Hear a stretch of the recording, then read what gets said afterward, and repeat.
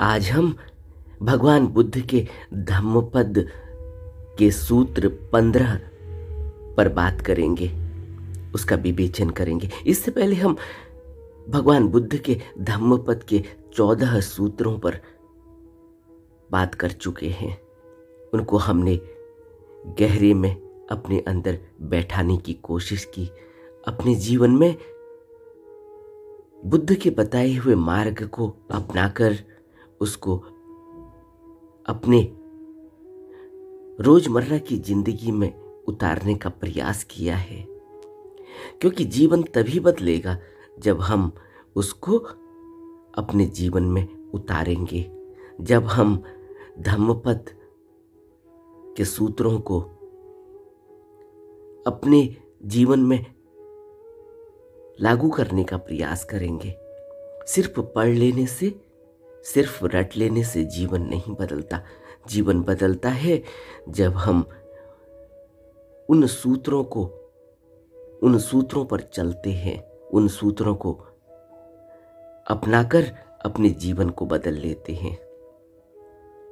धम्मपद के सूत्र 15 में बुद्ध कहते हैं, इह सोचति पेच साचति पापकारी अभयत्त सोचति, सो सोचति सो बिहयति दिस्वा कम किलिठ मतनो।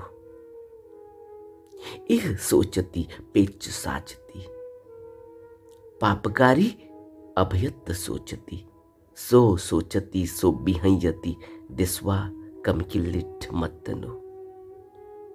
इस लोक में भी शोक करता है और परलोक में जाकर भी।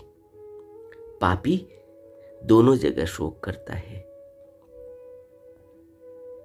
राजगृह के वेणुवन में चुंद सुकरिक को उपदेश करते हुए बुद्ध कहते हैं कि कुकर्मी इस संसार में शोक करता है, वह परलोक में भी शोक करता है, वह दोनों लोकों में शोक करता है। वह स्वयं के कुकर्मों के दुष्परिणाम देखकर शोक करता है और दुख भोगता है। यह सूत्र हम संसारी मनुष्यों के लिए बहुत ही विशेष है, हमारी आंख खोल देने वाला है। क्योंकि जिस तरह से हम तृष्णा की दौड़ में अपने जीवन को जिए चले जा रहे हैं, जिसमें हमें पता ही नहीं चलता कौन सा सुकर्म है, कौन सा कुकर्म है। प्रमादवश जीवन जीने की लत लग गई हो, जैसे जीवन जीने की, प्रमादवश जीवन जीने की आदत पड़ गई है जैसे। और जब इस तरह का जीवन जिया जाता है तो बुद्ध कहते हैं कि पापकारी को अभयत्त सोचती, वो दोनों जगह ऐसा ही सोचता है, पाप का दुख करता है, पाप का शोक करता है। सो सोचती सो बिहयति दिस्वा कम किलिठ मतनो। कहीं भी जाता है, चाहे परलोक में जाए, चाहे इस संसार में रहे, दुख उसका पीछा नहीं छोड़ता, दुख उसका पीछा छोड़ नहीं सकता।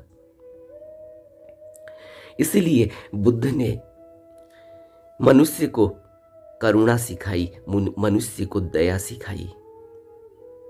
हमने धम्मपद के एक सूत्र में शुरू में सुना कि बुद्ध पुरुष संसार से ऊपर उठकर, जैसे किसी पहाड़ पर चढ़कर पहाड़ से नीचे को मनुष्य देखता है तो उसको सब कुछ दिखाई देता है, वैसे ही बुद्ध पुरुष संसार से ऊपर उठकर संसार को देखते हैं और करुणा से भर जाते हैं। कितना दुख यहां मनुष्य भोग रहा है, कितना दुख यहां प्राणी भोग रहा है। और कारण कि वह सोया सोया प्रमादवश बेहोशी में, और थोड़ी सी बेहोशी उसकी अगर टूटे, थोड़ा सा उससे कोई होश उसका जगा दे, तो उसको अपने जीवन का दुख और अपने कृत्यों से पाए जाने वाले दुख का अंदाजा लग सकता है वह अपने जीवन को बदल सकता है। इसलिए बुद्ध पुरुष हमेशा ही संसार में आते हैं, संसार में रहते हैं, हमेशा ही रहते हैं। बुद्ध ने घोषणा की कि बुद्ध पुरुष हमेशा संसार में रहते हैं। कबीर ने भी यही कहा, संत न होते जगत में, जल मरता संसार। अगर संत जगत में नहीं हो कभी, तो इस संसार की आग की लपट में यह संसार जल जाएगा। और लपट कौन सी है? कौन सी लपट की बात कर रहे हैं? कौन सी जल मरता संसार? कौन से जलने की बात कर रहे हैं? तृष्णा की आग में जलता है, क्रोध की आग में जलता है, वासनाओं की आग में जलता है। जब क्रोध उठता है, हम सबका अनुभव है किस तरह से जलता है इंसान। अगर किसी को पता चल जाए कभी कि क्रोध के बाद क्या होता है शरीर में, अगर किसी को यह कभी उसको खुली आंख से दिखा दिया जाए कि उसके क्रोध करने के बाद शरीर में क्या क्या प्रभाव पड़े हैं, किस तरह से खून जला है, किस तरह से केमिकलों का रिसाव हुआ है, और किस तरह से उसके न जाने कितने उसके रोम रोम टूटे हैं, फूटे हैं, उसके अंदर कितनी टूट फूट हुई है, उसका हृदय किस गति से धड़का है और उसमें कितना दबाव पड़ा है, उसके माइंड में, उसके ब्रेन में कितना दबाव पड़ा है, उसके शरीर के अंग अंग में किस तरह से दबाव पड़ा और किस तरह से प्रभावित हुआ। अगर किसी क्रोधी व्यक्ति को उसके शरीर की हालत दिखा दी जाए क्रोध के बाद, तो शायद वो दोबारा क्रोध नहीं करेगा। और हमने देखा भी है, क्रोधी व्यक्ति का हार्ट फेल हो जाता है, क्रोधी व्यक्ति को ब्रेन हेमरेज हो जाता है, स्ट्रोक पड़ जाता है। लेकिन उसके बावजूद भी क्रोध कम नहीं होता, और क्रोध की वजह से किस तरह से कुकर्म किए जाते हैं, किस तरह से मनुष्य दुख भोगता है, उसको नहीं दिखता। और उसको दिखता भी है कई बार वो कहता है कोई बात नहीं, मैं भुगत लूंगा। लेकिन दूसरे का नुकसान होना चाहिए, दूसरे को मजा चखा के रखना है। किसको मजा चखाएंगे, किसका नुकसान करेंगे? बुद्ध हमें धम्मपद के इस 15वें सूत्र में बताने की कोशिश कर रहे हैं कि मनुष्य अपना ही संघात करता है, अपने को ही शोक में डाल देता है। सोचो, कोई व्यक्ति तृष्णा के पीछे दौड़ रहा है, जीवन नरक बन चुका है, कोई भी उसकी मांग पूरी होती नहीं, कोई भी उसकी इच्छा पूरी होती नहीं। एक इच्छा पूरी होती है तब तक दूसरी सर उठा देती है और वो दौड़ता जाता है। किस तरह से मोह में व्यक्ति परेशान है, किस तरह से शोक करता है, अपने परिवार को गालियां देता है, अपने बाल बच्चों को गालियां देता है, छोटे छोटे बच्चों को जिनको अभी बोध भी नहीं, उनकी डिमांड पूरी नहीं कर पाता, फिर गाली देता है और फिर उन पर अपना गुस्सा निकालता है। और कहां से परिवार बना, कहां से बच्चे आए? उसकी तृष्णा का परिणाम है, उसकी वासना का परिणाम है। और अब जब उसको यह परेशानी पैदा हो रही है तो और भी शोक करता है, गुस्से पर गुस्सा करता है, रोज गुस्सा करता है और उसे पता ही नहीं चलता, और इस गुस्से में अपना नरक भोग रहा होता है। इसी को तो बुद्ध कह रहे हैं कि कुकर्मी इस संसार में शोक करता है और परलोक में भी शोक करता है। कौन है वो पापी जो दोनों जगह शोक करता है? और कौन पाप करता है? पाप कब होता है? हमने कभी इस बात पर विचार किया कि पाप कब होता है? तृष्णा पाप करवाती है, वासना पाप करवाती है, मोह पाप करवाता है, क्रोध पाप करवाता है, ईर्ष्या, जलन, नफरत, द्वेष, यह सब पाप करवाते हैं। यह कभी भी कुछ अच्छा नहीं करवाते, यह कभी भी मन की शांति नहीं देते। और मनुष्य के अंदर यह सभी विकार रखे हुए हैं। मनुष्य इन विकारों के साथ ही पैदा होता है, लेकिन जैसे जैसे उसके विकार बढ़ते जाते हैं, जैसे जैसे उन विकारों को वह पोषण देता है, उनको पोषित करता है,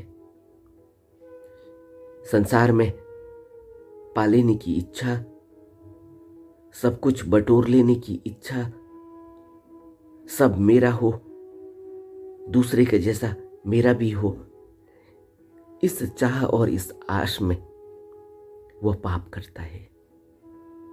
और पाप स्वाभाविक ही हो जाता है। ऐसा नहीं है कि जीवन बगैर पाप के नहीं जिया जा सकता, जिया जा सकता है। लेकिन जब बगैर पाप के, बगैर कुकर्म के, बगैर क्रोध के, बगैर नफरत के, बगैर द्वेष के, बगैर ईर्ष्या के जीवन जिया जाएगा तो बहुत सादा होगा। वही जिसको कबीर कहते हैं कि कबीर क्या करता है? कबीर तो अपनी झोपड़ी में खुश है। कबीर को महल नहीं चाहिए। और फरीद क्या कहते हैं? फरीद कहते हैं कि जिसने चौपड़ी खाई उसको दुख सहने पड़ेंगे। जीना खादी चौपड़ी, घने सहेंगे दुख। और चौपड़ी का मतलब कह रहे हैं कि जिसको लग रहा है कि वो यहाँ रोज खीर पूरी हलवा खाएगा, रोज यहाँ तरह तरह के व्यंजन खाएगा, रोज यहाँ खूब ऐसो इस्तरत करेगा, इस भाव से कहना चाह रहे हैं कि जिसने यहाँ चुपड़ी खाने का प्रयास किया, जिसको यहाँ लगा कि उसको रोज यहाँ उसको नए नए व्यंजन चाहिए, नया नया स्वाद चाहिए, नए नए भोजन चाहिए, नए नए कपड़े चाहिए, नई नई गाड़ियां चाहिए, नए नए महल चाहिए, इसको चौपड़ी कहते हैं फरीद। जीना खादी चौपड़ी, घने सहेंगे दुख। सभी बुद्ध पुरुषों ने हमें जीवन कैसे जिया जाता है यह बताने की कोशिश की, लेकिन हम नहीं समझते। हम क्यों नहीं समझते? हम इसलिए नहीं समझते क्योंकि हम उनके बताए हुए मार्ग पर चलते नहीं हैं। और मार्ग पर चलने के लिए मेहनत करनी होगी, मार्ग पर चलने के लिए ध्यान करना होगा, क्योंकि सभी बुद्ध पुरुषों ने एक ही मार्ग बताया कि ध्यान करना होगा।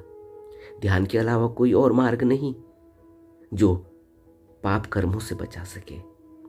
ध्यान के अलावा कोई और मार्ग नहीं जो हमें बुद्ध के इस धम्मपथ सूत्र से हमें समझ पैदा हो कि कुकर्मी इस संसार में भी शोक करता है और परलोक में भी। तो ध्यान के अलावा कोई और मार्ग नहीं है कि जब हमारा शोक नहीं रहेगा, जब हम शोक मुक्त होंगे इस संसार में भी और परलोक में भी।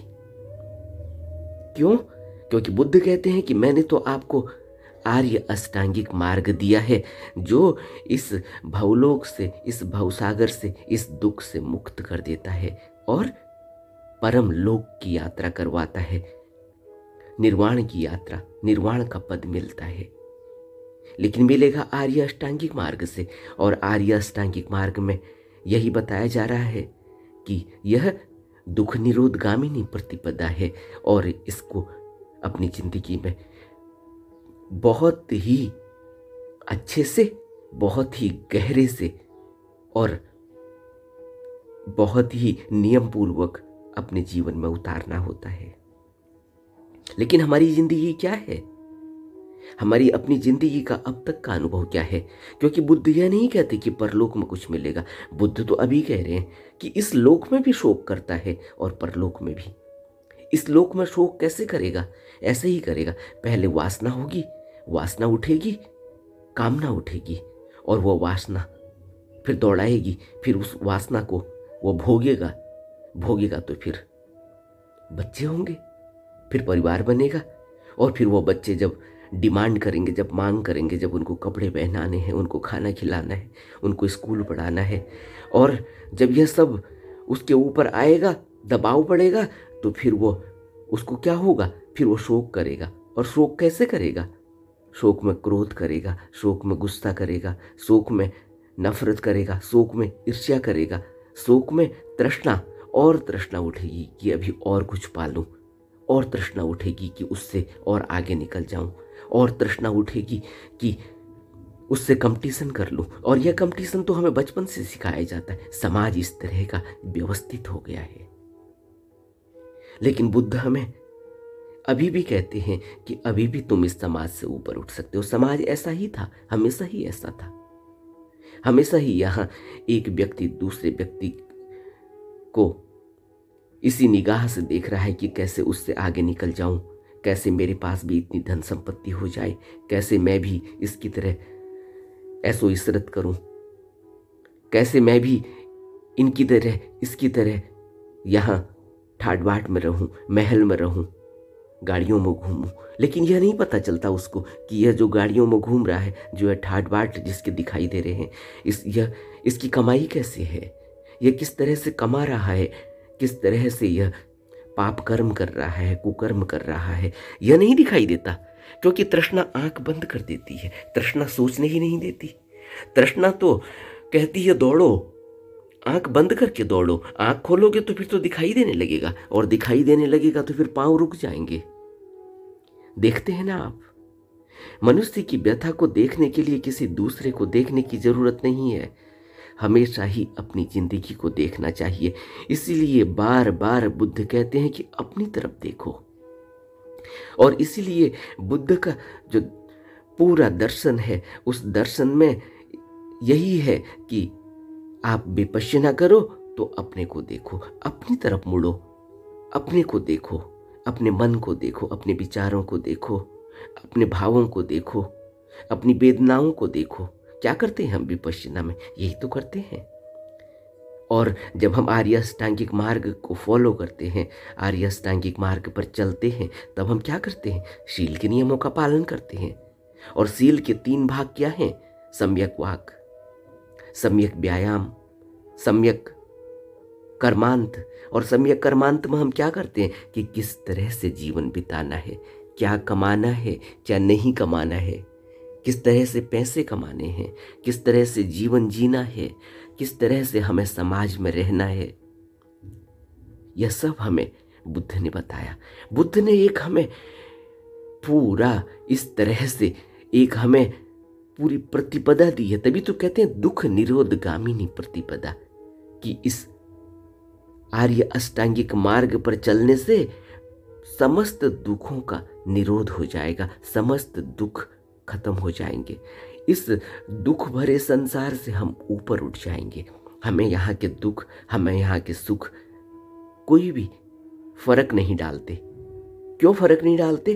क्योंकि फिर हम जब बुद्ध के आर्य अष्टांगिक मार्ग पर चलते हैं, उन 8 बताए हुए जो 8 फोल्ड मेडिटेशन हमें बताया गया है, जब उस पर चलते हैं तो फिर हमारे सभी इस संसार में किस तरह से जीना है, वह सभी भाग हमारे पूरे पूरे तरीके से कंप्लीट होते हैं। उन पूरे भागों में हमें किस तरह से अपने जीवन को चलाना है, कितना हमने बोलना है, किस तरह से हमने कर्म करने हैं, क्या हमने व्यायाम करना है, किस तरह से हमने अपनी स्मृति को बनाए रखना है, और किस तरह से हमारा संकल्प दृढ़ होना चाहिए, किस तरह से हमारे अंदर देखने की पावर होनी चाहिए, जिसको सम्यक दृष्टि कहते हैं, ऑब्जर्वेशन।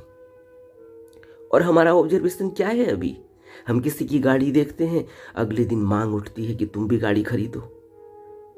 अब उस गाड़ी के लिए पूरे दिन, पूरी रात, पूरी सोच उठ रही है, कौन सी खरीदूं, कहां से पैसे आएंगे, कहां से क्या आएगा। ये सम्यक दृष्टि है। बुद्ध क्या इसको सम्यक दृष्टि कह रहे हैं? बुद्ध क्या इसको ऑब्जर्वेशन कह रहे हैं? इसी तरह से सभी पदार्थों के पीछे हम भागते हैं। हमारा जीवन अगर नरक न हो तो फिर किसका जीवन नरक होगा? जरा सोचो। तभी बुद्ध कहते हैं, इद सोचती पेच साचती पापकारी अभयत्त सोचती, सो सोचती सो बिहयति दिस्वा कम किल्लिट मत्तनो। पापी इस लोक में भी शोक करता है। किसी को कुछ भी बोल देना, कल को वह पीछा करेगा। कल किसी को भी गाली दे दी, किसी पर भी ईर्ष्या कर दी, किसी पर भी नफरत का भाव दिखा दिया, वह नफरत पीछा करेगी, वह ईर्ष्या पीछा करेगी, वह छोड़ती नहीं है। ऐसा नहीं सोचना चाहिए कि मैंने किसी को कुछ बोल दिया तो मैं उससे दबंग हूं, तो मैंने कुछ भी बोल सकता हूं। कुछ भी आप बोल सकते हो, बोल दो, लेकिन वह बोलना पीछा करेगा। वह व्यक्ति बार बार नजरों में आएगा और बार बार उस व्यक्ति के अंदर से उठ रही वह टीस, उसके दिल में बैठे हुए वह शब्द जो उसको बोले गए हैं, अनावश्यक बोले गए हैं, वह नहीं भी बोले जा सकते थे। उसके अलावा भी उसको बड़े ही सौहार्द तरीके से बड़े ही उसको अच्छे तरीके से बोला जा सकता था, उसको समझाया जा सकता था अगर उसने गलती की भी थी तो। लेकिन क्योंकि हम दबंग हैं, क्योंकि हमारा समाज में रुतबा है, हम कुछ भी बोल सकते हैं। हम किसी के ऊपर भी, किसी के लिए भी कोई अफवाह उड़ा सकते हैं, बात का बतंगड़ बना सकते हैं, एक बात हुई उसको 10 में बता सकते हैं। किसको परिणाम भुगतने होंगे? और हम सोचते हैं हम दबंग हैं। हम होते हो भला दबंग, लेकिन वह बात पीछा करती है। इसीलिए तो बुद्ध कह रहे हैं कि पापी ऐसा नहीं कि परलोक में जाके उसको कोई वहां फल मिलने वाला है। फल तो यही मिलने वाला है, अभी इसी समय। एक पल पहले किसी को गुस्सा करो और अगले पल उसका फल लो। और फल कहां से मिल रहा है? फल मिल रहा है जब शरीर पर उसके परिणाम आ रहे हैं। फल तो अगले पल ही मिल गया, अगले पल ही मिल गया जब अंदर से खून का दबाव, खून का प्रेशर पड़ने लगा, जब दिल पर दबाव पड़ने लगा, जब गुस्सा उठा तो सांसें तेज चलने लगी, तो अगले ही पल उसका प्रभाव पड़ने लगा है, अगले ही पल उसके परिणाम आने लगे हैं। अगले ही पल शरीर में किस तरह से रसायन रिसने लगे हैं, किस तरह से केमिकल रिएक्शन होने लगा है, किस तरह से अम्ल, किस तरह से एसिड बनने लगा है पेट में, किस तरह से शरीर कांपने लगा है। नहीं दिख रहा है? सब दिख रहा है। लेकिन मनुष्य कहता है ये तो मेरा हक है, तुम्हारा हक होता रहे तो फिर शोक करो। बुद्ध यही तो कह रहे हैं, यही शोक करेगा। ऐसा नहीं कि कहीं फल मिलने वाले हैं, कहीं अगले जन्मों में कोई फल मिलेंगे या अगले जन्मों में कुछ होगा, कहीं परलोक में कुछ होगा, देखेंगे। कौन देख रहा है वहाँ? क्या पता मिले न मिले, इसी समय मिलेगा। अभी वासना को जगाओ और अभी उसका फल लो, वासना को भोगो और उसके फिर परिणाम भुगतो। फिर बच्चे जब कहेंगे मुझे स्कूल में फीस देनी है, जब लगेगा कि मैं अपने बच्चों को पढ़ा नहीं पा रहा हूँ अच्छे स्कूल में और दूसरा पड़ोसी का बच्चा अच्छे स्कूल में पढ़ रहा है, तब पता चलेगा कि वासना के परिणाम क्या होते हैं। तब पता चलेगा कि वासनाएं, जिसको बुद्ध कहते हैं कि दुष्पूर हैं, कभी भरती नहीं। एक वासना उठती है, एक से दूसरी जगती है, दूसरी से तीसरी जगती है। हम समझ ही नहीं पाते, हम बुद्ध के वचनों को समझ ही नहीं पाते। ऐसा नहीं है कि हम पढ़ते नहीं, ऐसा भी नहीं है कि हम बुद्ध के वचनों को हमने कंठस्थ नहीं कर लिया। ऐसा भी नहीं है कि हम बुद्ध के वचनों पर गहरे में विचार नहीं कर रहे हैं। लेकिन हम विचार तो कर रहे हो भला, लेकिन हम जीवन में उतारने में विफल रहे हैं।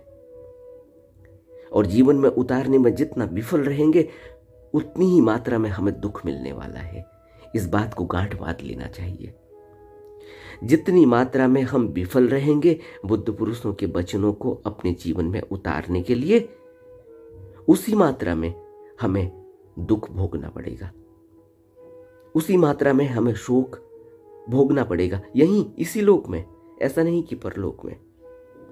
इसीलिए बुद्ध कह रहे हैं कि जो आर्य अष्टांगिक मार्ग है यह दुख निरोध गामिनी प्रतिपदा है, और इसमें हमें जब ध्यान करना है, ध्यान में हमें विपश्यना बताई, हमें ध्यान का पूरा ध्यान किस तरह से करना है, किस तरह से अपने भावों को देखना है, अपने विचारों को देखना है, अपने धम्मों को देखना है, किस तरह से अपने शरीर को देखना है, किस तरह से अपने चित्त को देखना है, मन को देखना है। क्या यह बुद्ध ने हमें बताया नहीं? तो हम क्या सोचते हैं? हम यह सोच रहे हैं कि कोई हमें जादू की छड़ी और मिल जाएगी, इससे आसान कोई तरीका मिल जाएगा। यह तो सबसे आसान तरीका है। बुद्ध पुरुषों ने जो भी तरीका दिया वही तरीका दिया जो हम निभा सकते हैं, जो हम कर सकते हैं, जिसको हम अपने जीवन में उतार सकते हैं। अगर ऐसा होता कि बुद्ध पुरुष वह वचन हमें देते जो हम नहीं, एक साधारण आदमी नहीं कर सकता, तो फिर बुद्ध हमें वह देते ही नहीं। क्योंकि बुद्ध तो हमें कठिन मार्ग भी दे सकते हैं, क्योंकि बुद्ध तो इस लोक और परलोक दोनों लोकों में साथ रहते हैं। क्या हमने बुद्ध के बारे में जाना नहीं कि बुद्ध निर्माणकाय से संभोगकाय और संभोगकाय से धम्मकाय, तीनों कायों में एक साथ विचरण करते हैं। और हम कहाँ हैं? सोचो तो जरा, हम कहाँ हैं? बुद्ध त्रिकाय में एक साथ रहते हैं और हमें अपनी इस काया का ही होश नहीं, हमारी बेहोशी, हमारा प्रमाद देखो। इसीलिए तो बुद्ध कहते हैं कि इतना गहरा प्रमाद है कि समझ ही नहीं आ रहा, इतना गहरा प्रमाद है कि सामने बुद्ध पुरुष खड़े हैं, उसके बावजूद भी दिखाई नहीं देता। उसके बाद भी कहता है मनुष्य की चमत्कार दिखाओ। उसके बाद भी भिक्खु कहता है, उन प्रश्नों को ले जाता है उनके सामने जिन प्रश्नों को बुद्ध अगर सुने तो उनको हंसी आ जाए, लेकिन उसके बावजूद भी दया और करुणा दिखाते हैं कि इसकी बुद्धि अभी मलिन है, इसकी बुद्धि अभी इतनी ही है, अभी यह नहीं समझ पा रहा है। जब वो कहता है कि मुझे भी चमत्कार दिखाओ, जब वो कहता है कि मेरे इन कामों को पूरा कर दो, मेरी इन आशाओं को पूरा कर दो, तब बुद्ध को और करुणा आ जाती है और दया आ जाती है कि ये क्या मांग रहा है, इससे तो और दुख में चला जाएगा। यानी बुद्ध पुरुषों के पास भी जाकर भी हम दुख मांगते हैं और वो हमें सुख लगता है, हमें लगता है कि यह सुख है। हम बच्चा मांगने जाते हैं, हम कुछ और नौकरी चाकरी मांगने जाते हैं और बाद में मालूम पड़ा कि उसी नौकरी की वजह से टेंशन हो गया और हार्ट अटैक पड़ गया और पैरालाइज हो गए। बाद में मालूम पड़ा कि वो जो सुख मांगा था वो सुख तो दुख में बदल गया। इस जीवन, इस दुनिया की दुर्दशा जरा देखें अगर ध्यान से, क्योंकि ऑब्जर्वेशन ही नहीं है तो दिखाई ही नहीं देता। अगर ऑब्जर्वेशन हो, जगी हो, अगर प्रमाद से ऊपर उठा हो कोई व्यक्ति, अप्रमाद में हो, तो थोड़ी बहुत भी तो दिखाई देगा इस संसार में क्या चल रहा है। इस संसार के दुख दिखाई देंगे। कितनी मेहनत, इतिहास गवाह नहीं है? क्या हमें इतिहास में यह सब नहीं पढ़ाया जाता या हम नहीं पढ़ते? लेकिन हम सीखते नहीं। क्यों? हम इसलिए नहीं सीखते क्योंकि हम बुद्ध के वचनों को अपने जीवन में उतारने में असफल रहे हैं, हम ध्यान करने में असफल रहे हैं। और बुद्ध तो हमें सीधी सीधी स्टेटमेंट, सीधी सीधी बात करते हैं। बुद्ध हमें बहलाते फुसलाते नहीं हैं। अगर हमें कोई बहलाने फुसलाने वाला मिल जाए कि ठीक हो जाएगा, कल ठीक हो जाएगा, कोई बात नहीं, थोड़ा तो धन चाहिए ही होता है, इधर उधर से कैसे भी कमा लो, लेकिन बुद्ध नहीं कहते, कोई भी बुद्ध पुरुष नहीं कहता, क्योंकि परिणाम भयानक है। इसीलिए तो कह रहे हैं कि पापी कुकर्मी इस संसार में भी शोक करता है और परलोक में भी शोक करता है। इद सोचती पेच साचती पापकारी अभयत सोचती, सो सोचती सो बिहयति दिस्वा कम किल्लिठ मतनो। नहीं बच सकता, पापी नहीं बच सकता। जिसके भी बुरे कर्म हो, जिसने भी अपने कर्मों पर ध्यान नहीं दिया, वो नहीं बच सकता। यह बुद्ध के ध्रुव सत्य स्टेटमेंट हैं। यह बुद्ध के जो वचन हैं, यह सत्य हैं, शाश्वत सत्य हैं, इनको टाला नहीं जा सकता, यह अटल है। इसलिए हमें समझना होगा, हमें स्वीकार करना होगा, हमें बुद्ध के वचनों को अपने जीवन में उतारने की कोशिश करनी होगी। और कैसे उतारा जाएगा? सिर्फ ध्यान ही एकमात्र माध्यम है, सिर्फ आर्य अष्टांगिक मार्ग ही एक माध्यम है जो 8 भागों में है, और समस्त 8 भाग हमें इस भवलोक से ऊपर उठने का पूरा मार्ग दिखाते हैं। संसार में कैसे रहना है, क्या बोलना है, कितना बोलना है, संसार से कैसे ऊपर उठा जा सकता है, कैसे ध्यान करना है, कैसे मन को शुद्ध और साफ करना है, कैसे हमें इस संसार में रह के अपने रोजमर्रा के जीवन को जीकर यहाँ से ऊपर उठा जा सकता है। बुद्ध ने मध्य मार्ग दिया, आर्य अष्टांगिक मार्ग दिया। हमें वो अपने जीवन में उतारना होगा। ऐसा नहीं कि सिर्फ पढ़ने से हो जाएगा, ऐसा नहीं कि किसी की सुन लेने से हो जाएगा। गहरे में उतारना होगा, बहुत सीरियस होना होगा, नहीं तो बुद्ध के यह वचन हम पर भी लागू होते हैं कि पापी और कुकर्मी, पापी या कुकर्मी या बुरे कर्म वाला इस संसार में भी शोक करता है और परलोक में भी शोक करता है, दोनों लोकों में शोक करता है। वह स्वयं के कुकर्मों के दुष्परिणाम देखकर शोक करता है और दुख भोगता है। ऐसा नहीं कि उसको अपना दुख दिखाई नहीं दे रहा, अपने कुकर्म दिखाई नहीं दे रहे।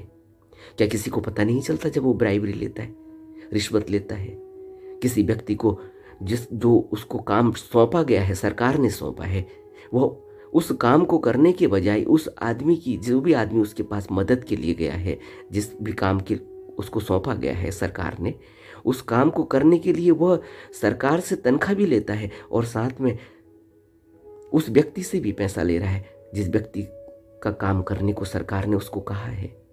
तो यह व्यक्ति कभी सुख भोग पाएगा? जरा सोचो तो अपनी जिंदगी में कि हमें सरकार पैसे दे रही है इस काम को करने के लिए, और जब हम उस काम को करते हैं तो जिसका भी वह काम है उस व्यक्ति से पैसे लेते हैं, तब उसका काम करते हैं, और फिर हम कहते हैं कि यह तो सुविधा शुल्क है। तो हम कभी सुखी हो पाएंगे?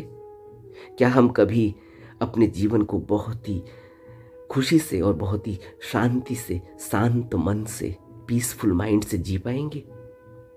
जरा सोचो तो कहाँ हमारी बुद्धि चली गई?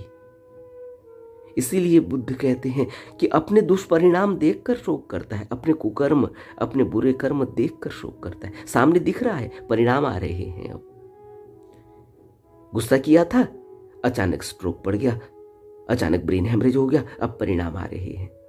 और जब गुस्से करने की आदत पाली थी उस समय क्या कोई बताएगा? क्या बुद्ध के वचन नहीं सुने थे? लेकिन क्रोध करने की एक आदत हो गई, और जैसे जैसे वक्त बीतता चला गया, शरीर की भी एक सीमा है।